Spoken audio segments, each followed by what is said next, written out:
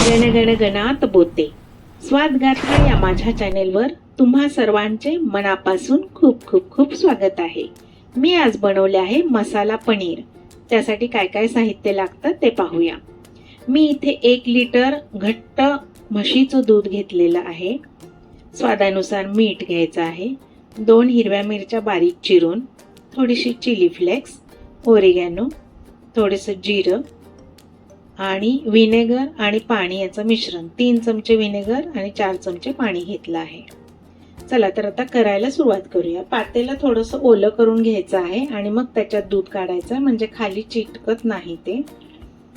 आता दूध चांगलं उकळून घ्यायचं आहे सुरुवातीला। हे पहा, गॅस मोठा करून मी हे दूध चांगलं उकळून घेतलं आहे। आता हे पूर्ण झालेलं आहे तापवून। आता त्याच्यामध्ये आपण मसाले टाकून घेऊया। ओरिगॅनो टाकून घेतला आहे। आता थोडीशी जिरं आहेत ते टाकायचे, चिली फ्लेक्स, हिरवी मिरचीचे तुकडे, हे चांगलं हलवून घ्यायचं आहे आणि सगळ्यात शेवटी मीठ टाकायचं आहे।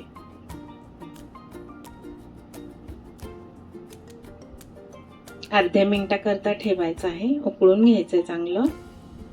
आता याच्यामध्ये थोडं थोडं विनेगर आणि पाण्याचं जे मिश्रण घेतलं आहे ते टाकायचं। एकदम सगळं टाकू नका, 1 चमचाभर टाका, मग सगळं हलवून परत घ्या।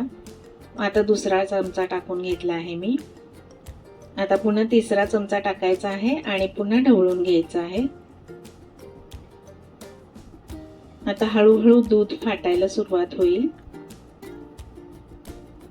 हे पहा, राहिलेलं विनेगर थोडंसं टाकलं आहे मी, अजूनही सगळं विनेगर टाकलेलं नाहीये। हे पहा,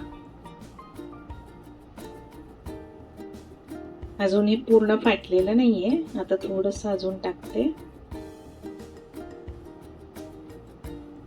हे पहा, आता बऱ्यापैकी म्हणजे पूर्णच झालेलं आहे। आता याची प्रोसेस झाली आहे। हे पहा, पनीर आणि पाणी कसं वेगवेगळं झालं आहे।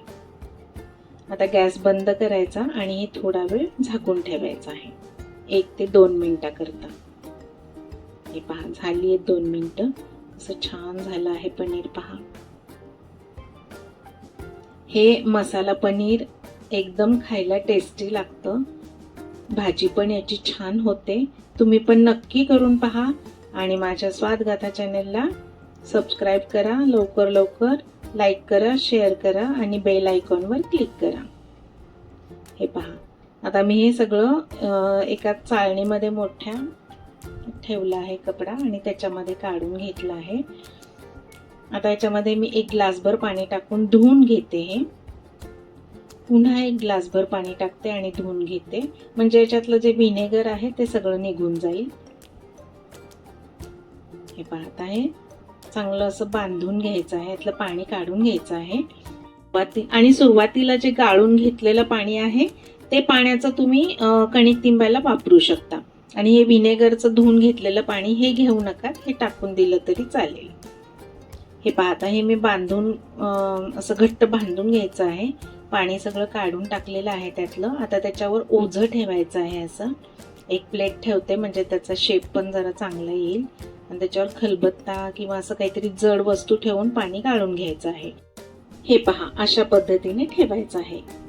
हे मी जवळजवळ 45 मिनिटाकरता ठेवलं आहे। पाणी पहा सगळं निथळून खाली आलं आहे। आता आपण काढून बघूया पनीर कसं झालंय ते। हे पनीरची तुम्ही ग्रेव्ही बनवू शकता किंवा पनीर कढाई, अशा वेगवेगळ्या भाज्या तुम्ही बनवून खाऊ शकता। खूपच सुंदर झालंय पहा, हे कसं दिसायला पण किती सुंदर दिसत आहे, कलरफुल एकदम। आता हे मी चिरून दाखवते। हे पहा किती सुंदर झालं आहे। माझी जरी रेसिपी तुम्हाला आवडली असेल तर तुम्ही पण नक्की करून पहा। बघा कसं सॉफ्ट मऊसूत एकदम स्पॉन्जी झालं आहे। बाहेरचं विकतचं पनीर आणून खाण्यापेक्षा, बाहेरचं कसलं असतं कसलं नसतं ते विकत आणून खाण्यापेक्षा घरच्या घरी ताजं पनीर करून खा आणि त्याचा आनंद घ्या। चला तर अशाच नवनवीन रुचकर रेसिपींसाठी पुन्हा भेट द्या माझ्या स्वादगाथा चॅनेलला। चला तर मग भेटू आपण पुढील नवीन व्हिडिओमध्ये नवीन रेसिपीसह। तोपर्यंत मस्त खा आणि स्वस्त रहा। बाय।